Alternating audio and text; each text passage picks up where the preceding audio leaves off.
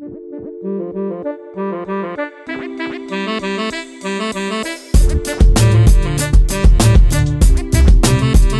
ladies and gentlemen, this is an absolute treat for me and for all of us here in the UK and across the world watching this.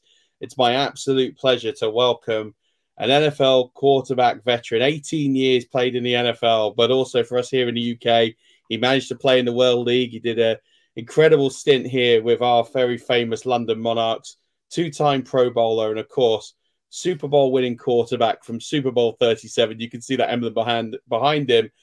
Brad Johnson, welcome to our very special Super Bowl show at 5 Yard Rush. How are you doing? It's a real honor to have you here. Yeah, doing great, Adam. I appreciate you having me on your show, reaching out to me, and so it's an honor to be here. We'll tell some stories and have a good time.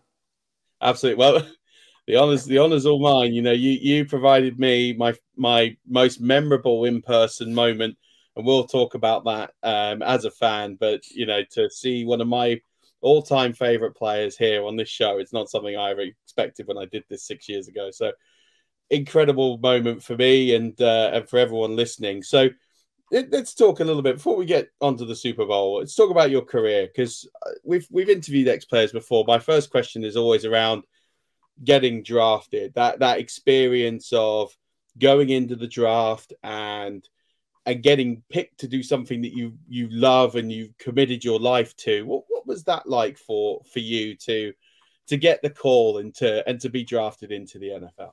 It's a dream come true. It's humbling. It's awesome. It's work. It's all the above. I remember as a little kid, you know, I used to be in my backyard. We lived up on a mountain, and just I pretended, you know, I'd throw footballs at trees, and I pretended I was Roger Staubach or, you know, Terry Bradshaw. And those are going back in time, but that's kind of how old I am now. But like, I dreamed of playing in the NFL. Washington Redskins at that time. Now the Commanders were my favorite team. So I grew up a sports nut. I grew up in Black Mountain, North Carolina. I was an All-American in football, All-State player in basketball. I chose to go to Florida State University to play for the great Bobby Bowden, head coach. And to be honest with you, my career didn't really go that well at Florida State as far as playing time.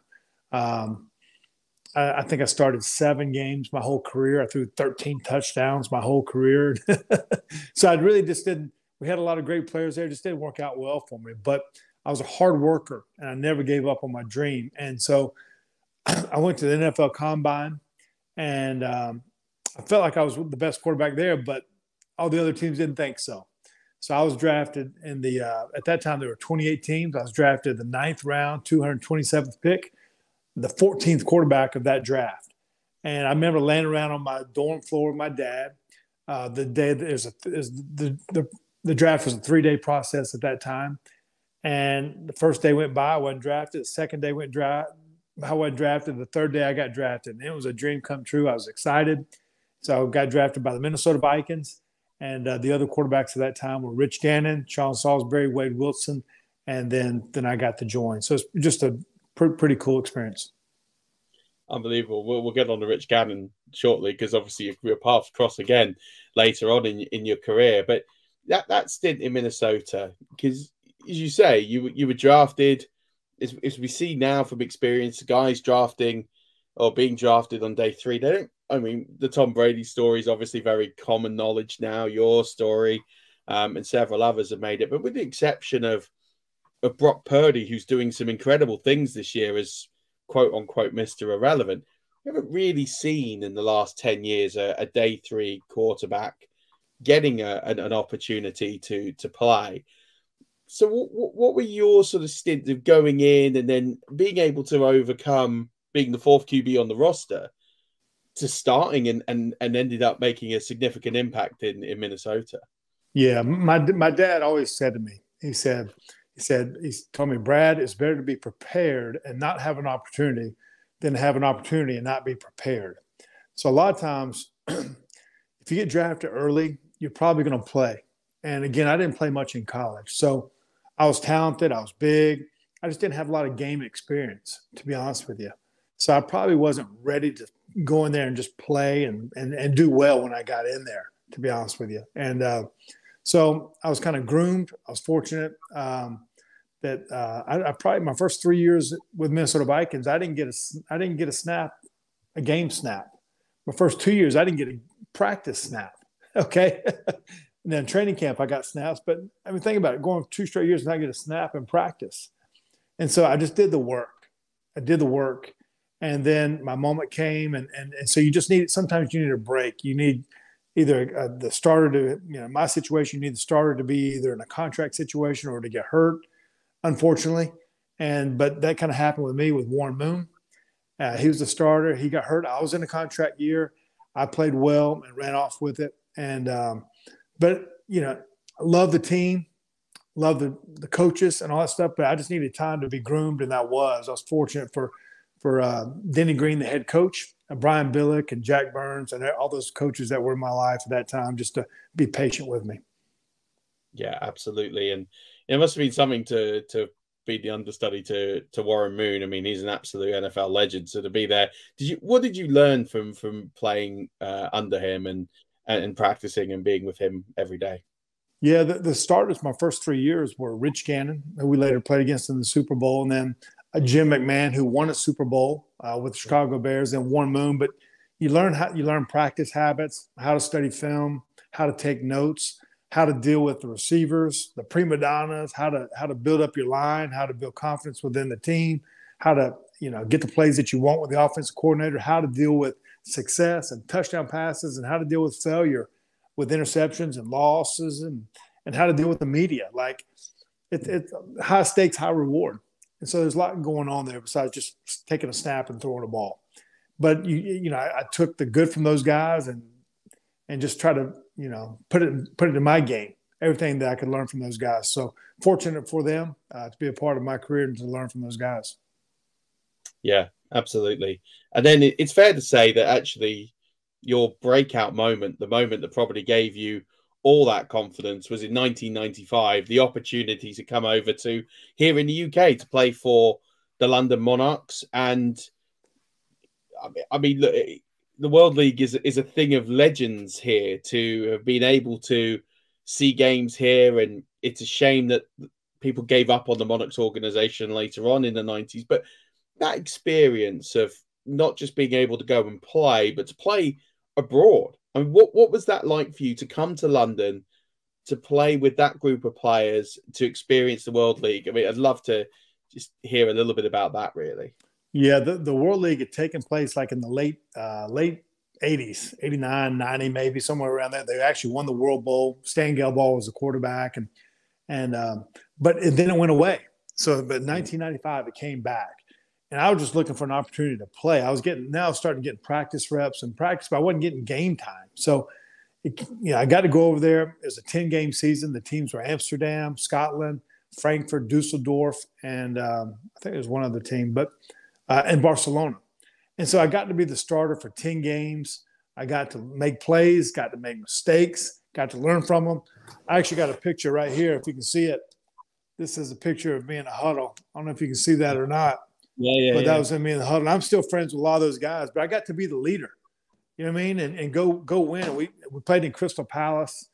I mean, we lived in Crystal Palace is where we were, and it was an awesome experience to have 10 weeks abroad, to travel the country, and then to go fight for myself. And the quarterbacks that kind of made it through the World League were, obviously Kurt Warner, he won a Super Bowl, and John Kidna and Jay Fiedler, and there's the guys that have made it, guys that can kind of prolong their careers, but you need a break. So I had to go prove myself in London and in the World League, and then obviously bring my game back to the Minnesota Vikings and then prove my worth. So I was thankful for that opportunity. And you had an incredible time there. I mean, of all quarterbacks there in the World League, you completed the most amount of passes of anybody there, and 13 touchdowns, over 2,000 yards in 10 games. Just unbelievable. And then that spearheaded your career. That must have given you the confidence to fight for the open job that was there in 96 and kick on for you, I suppose. Yeah. The biggest thing about playing is getting that opportunity. How are you going to get that opportunity if you're not drafted early? Or, how are you going to get in the game? So you need a break to get in there. But obviously playing in the World League at that time for London, it gave me a chance to prove myself that I could play. And then when I came back, Warren Moon got hurt. I came in and I ran off with it. It was the NFL Player of the Week a couple times and put our teams in the playoffs. And then I got my contract extension and then kind of ran off with it there in Minnesota. So it's a very valuable experience that I had. And I was ready for that moment when I finally got that chance the opportunity to start.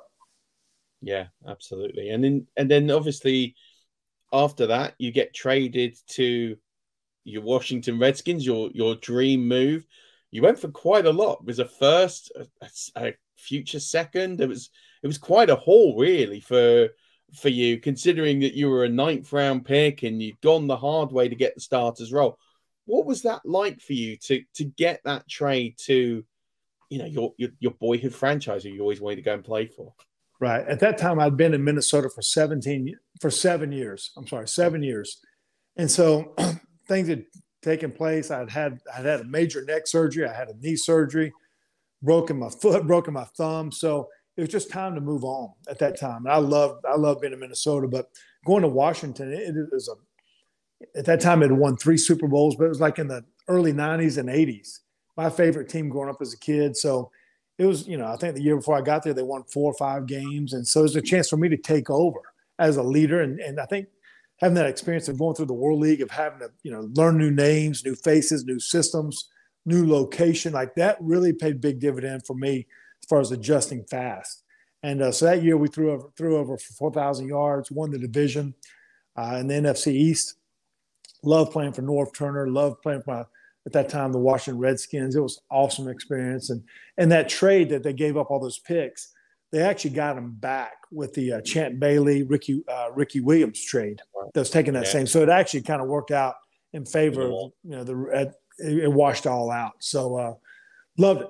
Loved that opportunity, though. And, of course, you made the Pro Bowl your first year. You threw for over 4,000 yards, best year of your career from a passing yards perspective. And then after 2 years, you hit the free agency market and you're being courted by Brian Billick and, your old offensive coordinator, but you choose the Buccaneers. What led you to that pivotal decision in your career to go to Tampa and be the starting quarterback there? Yeah, there were 3 teams really kind of involved. It was Kansas City Chiefs, Baltimore Ravens, and then Tampa Bay Buccaneers. And at first, I thought I was going to go to Baltimore. That's where I was going to play for my coordinator that I had been together with for 7 years in Minnesota, Brian Billick. It would have been they just won the Super Bowl, and as the contract stuff got negotiations, I just felt like I had a more secure contract as far as money goes in the bonus and all those kind of things in Tampa. And then I got into the fact that, I want to go to a place that had never won a Super Bowl, to be the first quarterback to have won it for that organization. So Baltimore had won it with Trent Dilfer. Kansas City had won it with Lynn Dawson back in the 70s or whatever it may be. So I chose Tampa. I had obviously I'd played with Tony Dungy. He'd been the defense coordinator for 3 years in Minnesota with me. Had a great relationship with him. And I knew a lot of the Tampa Bay players, Derek Brooks and Warren Sapp and John Lynch and all those guys. I'd played against them a bunch in Minnesota and Washington. So it just a lot of great respect. It was an easy transition for me. And so those 2 things were the major factors to go there for. I didn't think Tampa was ready at that time as far as personnel that we needed to win it all, but I felt like that was going to be a great fit for me, though, in my style of play. Well, I'm so glad you did. All Buccaneers fans worldwide are incredibly glad you made that decision, because you did exactly what you said you were going to do. You ended up ending that barren streak and breaking through the glass ceiling for the Buccaneers. And looking at that now, so let's look at the build-up. There is a Super Bowl special. We're going to have the game on in a few days' time when this goes out. This is being recorded slightly before.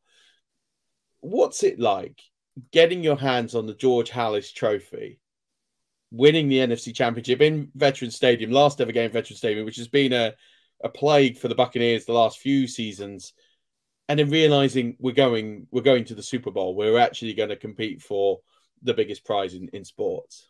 Yeah, I mean, I talked about that dream come true to make it to the NFL. Like, it's so hard to get there. I mean, just hard to get an opportunity in college, not alone pros. And and then to actually make it. And sometimes you feel like the dream is bigger than what it really is sometimes. And being in Tampa, we'd played against Philadelphia a bunch, and they were our nemesis. They had beaten us the last 3 or 4 times we'd played them. They beat us early up in the year, October 20th, up in Philadelphia that year. I broke my ribs, and I was out for a couple of weeks after that game. So to go play the NFC Championship in the cold at the Vet, the last game that was going to be there against our nemesis was what you want. And after the game was over, we actually had to go back inside the locker room and do the award ceremony in the locker room, because the Philadelphia people, they didn't want to celebrate on their field as the last memory. But it was an awesome time. And you're just celebrating, you're like little kids celebrating like you're a Little League baseball game, man. We're hugging each other and having fun. And I remember I was standing right there beside the great Jimmy Johnson, the head coach who had won it with the Dallas Cowboys. He looked at me. He said, "Brad, you're getting ready to run. You're getting ready to have the time of your life. Enjoy every minute of it going to the Super Bowl." And then he said, "You better win," you know? And then Terry Bradshaw, he's the one that gave us the award. The guy that I told you was one of my heroes as a kid, who I had a poster of. He's interviewing me, how we, going to the Super Bowl and what it's like. So just an incredible moment for our team. And we actually, because they were our nemesis being in Philadelphia, felt like that was almost our Super Bowl as far as what we had accomplished. But, we played one last game in the Vet. And next year we actually opened up the Lincoln Memorial there, the new stadium. So we won the last game, won the first game in the same stadium. So it's pretty cool. That's why Philadelphia fans aren't too much of a fan of the Tampa Bay Buccaneers. And, and just a quick shout out, obviously that game is iconic, most notably probably for Rondé Barber's interception touchdown with the famous line of shutting down the Vet. And, he's up for the Hall of Fame this year. We don't know if he's going to absolutely has to get in, right? It's too long now that this guy has been not recognized enough to get in the Hall. I'd seen on Twitter. I actually Twitter, got this shirt. Just look at my shirt. I just put out. It's I don't know if you can see it. Rondé to the Hall. Can you see that? Yeah, I do. Yeah. I saw it on Twitter, and so hopefully that gets out there. Yeah. I mean, I'm praying for him. I saw him in Munich just 2 months ago. He came over for the Buccaneers game. Him and Michael Stark came over representing the organization, and he was so gracious with his time and talking to the fans. He stayed for longer than he should have done. They were trying to get him, push him out the door, and he refused to go. He was that gracious. So I'm praying and hoping for him that he does. Let's talk about the build up to the Super Bowl, because this is the part that we don't really see as fans. Is we understand it's a huge media circus, much bigger now than it was in your day, but still in your day it was huge with the amount of TV, Radio Row, all the people they're clamoring and wanting to talk to you. What's that like for you as a starting quarterback of a team in the Super Bowl to have to manage and deal with and go through? And does that really cause like a massive disruption, or is it quite fun because it could be the only time you be there? It's all the above. And so all I can say is embrace every moment that's there, and then know what's going to take place at the end of the week, the game, and you better win it. So what was different a little bit about our Super Bowl, usually there's 2 weeks in between the championship game and the Super Bowl. Ours, there was only 1 week. So we win the game in Philadelphia, and then 12 hours later, we're catching a flight out to San Diego. And in that process, you got to get flights for your parents and your wife or your friends. I had to pay off for all I had to get hotels. I had to get game tickets. I ended up buying 20 game tickets, hotels, flights. It's just mayhem. And that was actually before text. So all this was taking place over a phone and checking your messages. Like, it's really a lot that's going on. And then the media part of it, that part of it is actually – you spend about 45 minutes to an hour a day doing media. And honestly, it's a chance to tell your story. It's a chance to talk about your upbringing of how you got to the Super Bowl. It's really kind of a cool time. But then you got to practice and then get your sleep and then know that game's going to take place. So a lot. And then I actually made the Pro Bowl that week. So then I had to get plane tickets to go to Hawaii the next Monday after that. So it's just a lot going on. And you almost need a full-time assistant to manage everything going on besides the actual game. So, but it's a very surreal moment, very humbling to go through that. Yeah, I couldn't imagine what it was like back then because you didn't have smartphones where you could just do all this on the fly. Right. You're sitting there in hotel lobbies borrowing phones trying to see what you can do. What's game day like? Waking up on the day of the Super Bowl, because it's not like you wake up and then in 6-7 hours you're going to play. It's a full day you have to go through before you end up playing. So what is that like, waking up? What are some of the things that happen on Super Bowl Sunday, and the experiences that you have to go through before you end up taking the field later on that evening? Yeah, it's going to be a long day. And I remember waking up about 3:30 in the morning. My heart was pounding, and just energy of excitement, like getting ready to play in the Super Bowl. So I forced myself to go back to sleep. And then that morning I studied my playbook just like I always did. But then what's different about the Super Bowl, you have to get there like 3.5, 4 hours almost before the game because of all the traffic and security that takes places. And I'm sitting there riding on our bus. We got a police escort, but there were no cars. There's 6 lanes on this side of the road, 6 lanes on this side of the road in San Diego. No cars anywhere. Just a straight police escort coming in there. Very surreal moment. And you get there, and I actually, I knew not to waste energy. So I actually, to be honest with you, I studied my playbook. I took a nap before the game. I just in my locker, just like, here it goes.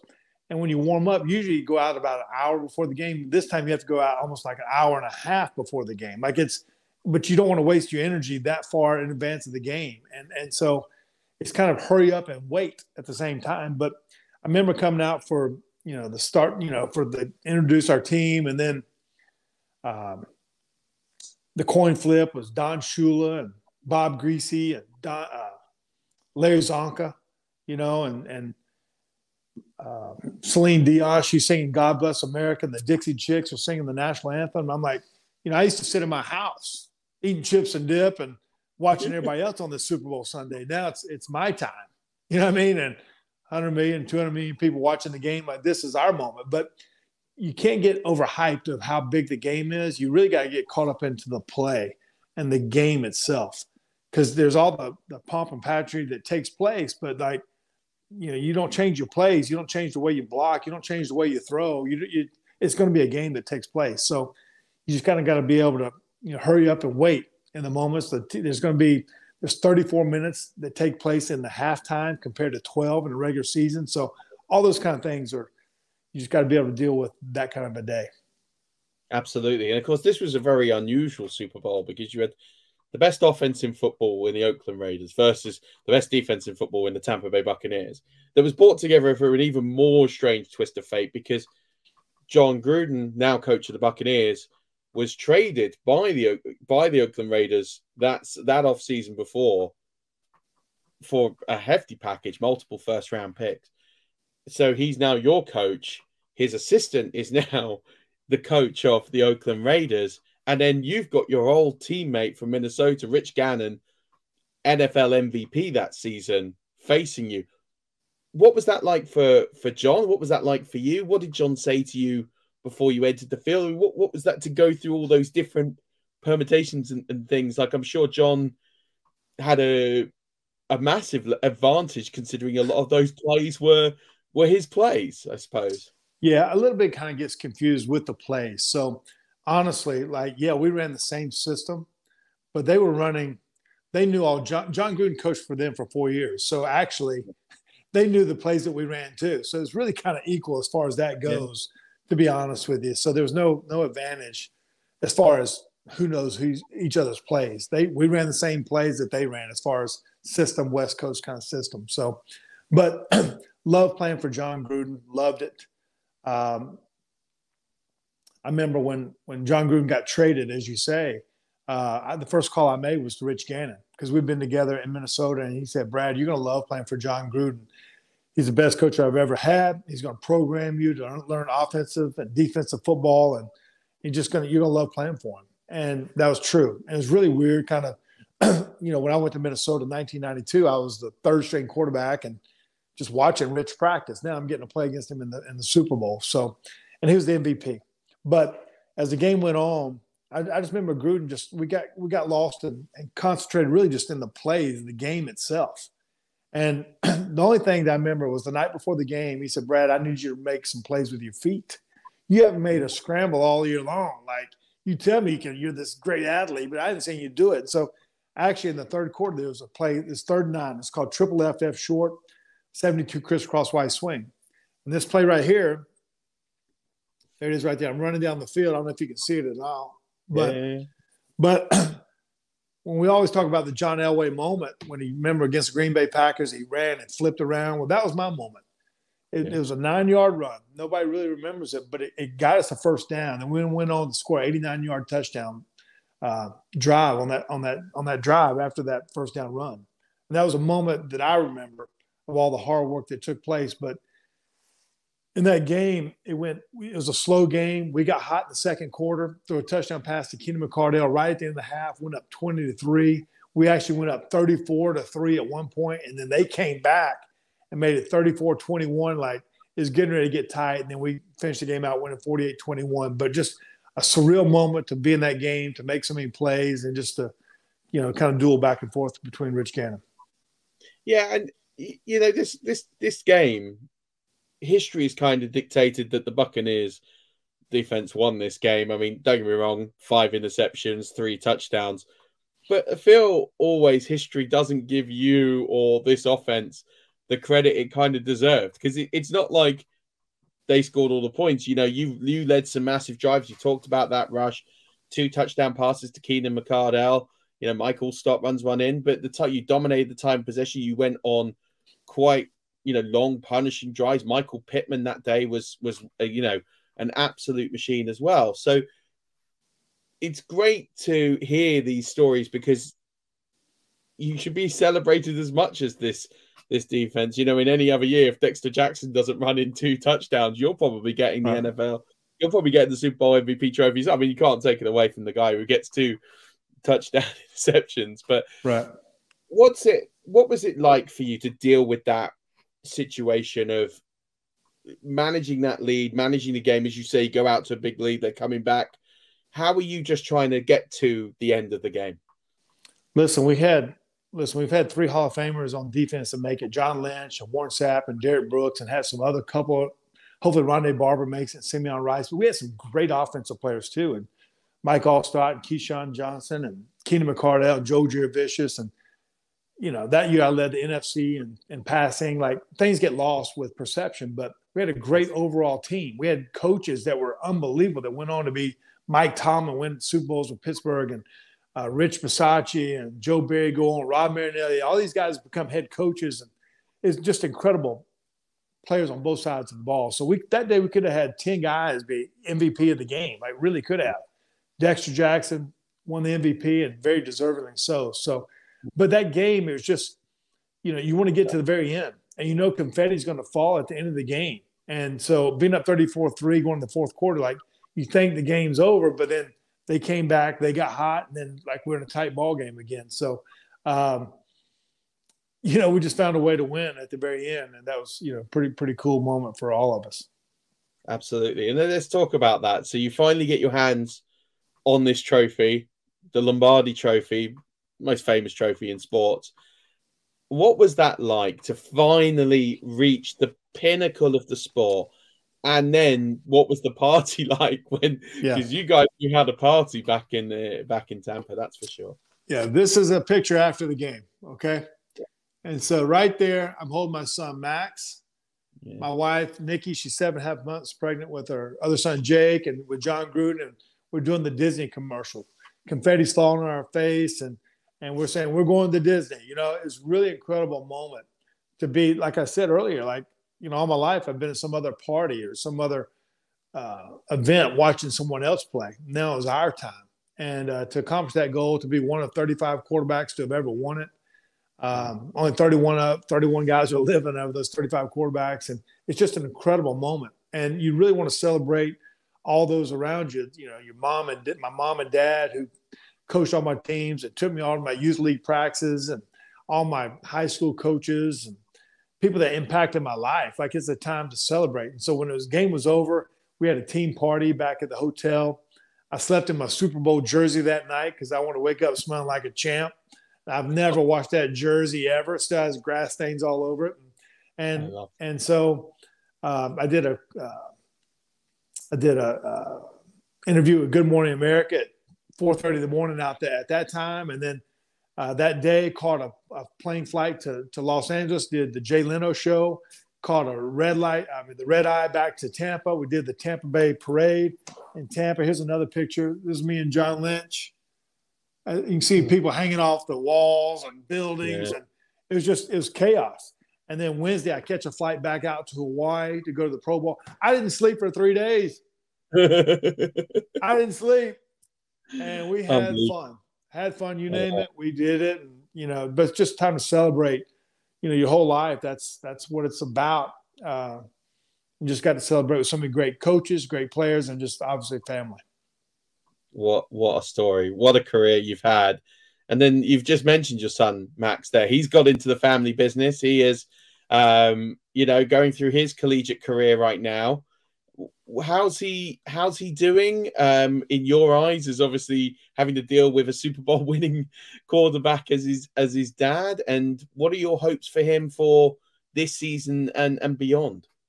Yeah, my wife Nikki and I have 2 boys, Max and Jake.